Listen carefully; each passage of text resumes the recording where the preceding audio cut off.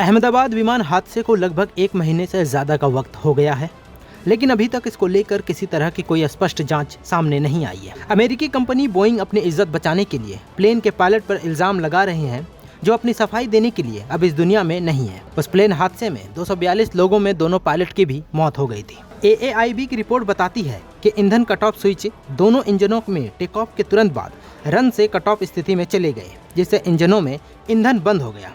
इस रिपोर्ट में बताया गया है कि किसी मैकेनिकल या रखरखाव में किसी भी तरह की कोई कमी नहीं थी। विमान पूरी तरह से उड़ने के लिए तैयार था। इस रिपोर्ट में यह भी बताया गया है कि दोनों पायलटों के बीच में स्विच बंद होने को लेकर कन्फ्यूजन था। रिपोर्ट में कहा गया कि दुर्घटना के समय एक पायलट ने दूसरे पायलट से पूछा, आपने फ्यूल स्विच को क्यों बंद कर दिया? इस पर दूसरे पायलट ने यह जवाब दिया कि उसने बंद नहीं किया है। संभवतः पायलटों ने फ्यूल स्विच को फिर से चालू कर दिया हो, लेकिन तब तक बहुत देर हो चुकी थी। हालांकि कुछ जानकारों का मानना है कि दोनों स्विच कट ऑफ स्थिति में चले जाना बेहद असंभव है।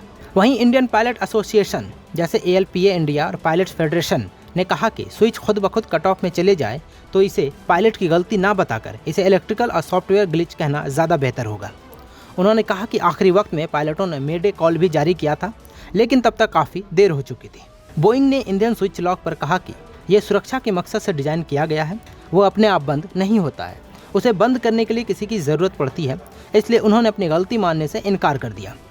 FAA ने कहा कि ये एयरवर्दीनेस डायरेक्टिव जारी करने लायक गंभीर समस्या नहीं है, जबकि 2018 में संबंधित स्विचेस की सावधानी के लिए सूचना जारी हुई थी। इस पर पायलट और विपक्षी नेता ने FAA, बोइंग और एयर इंडिया की साझे जिम्मेदारी पर सवाल खड़े किए। आपको बता दें कि ट्रंप प्रशासन के दौरान FAA ने 2019 में मैक्स स्कीमों में फ्लोटिंग पावर और सुरक्षा समाधान को सही बताया था।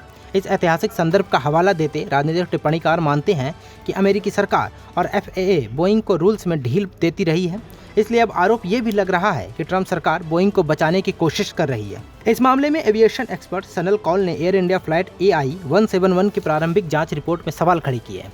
उन्होंने कहा कि ये रिपोर्ट ठीक नहीं लग रही है, इसमें ज़रूरी साइन भी नहीं है, जबकि ये ज़रूरी होता है। कौल का कहना है कि इस जांच टीम में ऐसे पायलट को शामिल किया जाना चाहिए जिसे बोइंग 787 या कम से कम 737 विमान की पूरी समझ हो। उन्होंने ये भी कहा कि अंतर्राष्ट्रीय नागरिक उड्डयन संगठन ICAO की गाइडलाइंस के अनुसार जांच होनी चाहिए। इसमें अनुभवी पायलट को भी शामिल करना चाहिए। आपको बता दें कि $162 बिलियन की नेटवर्थ वाली बोइंग कंपनी विमान क्रैश होने के लिए बदनाम हो चुकी है। अमेरिकी अखबार न्यूयॉर्क टाइम्स की माने तो बोइंग के 108 साल के इतिहास में 6000 से ज़्यादा प्लेन क्रैश हुए हैं, जिसमें 9000 से ज़्यादा लोगों की मौत हो चुकी है। नमस्कार, मैं हूं मानक गुप्ता। अगर आपको हमारा ये वीडियो पसंद आया हो तो इसे लाइक और शेयर जरूर करें, और हाँ, हमें सब्सक्राइब और फॉलो करना ना भूलें ताकि आप देश और दुनिया की कोई खबर मिस ना करें। तो जुड़े रहिए हमारे साथ और देखते रहिए News 24।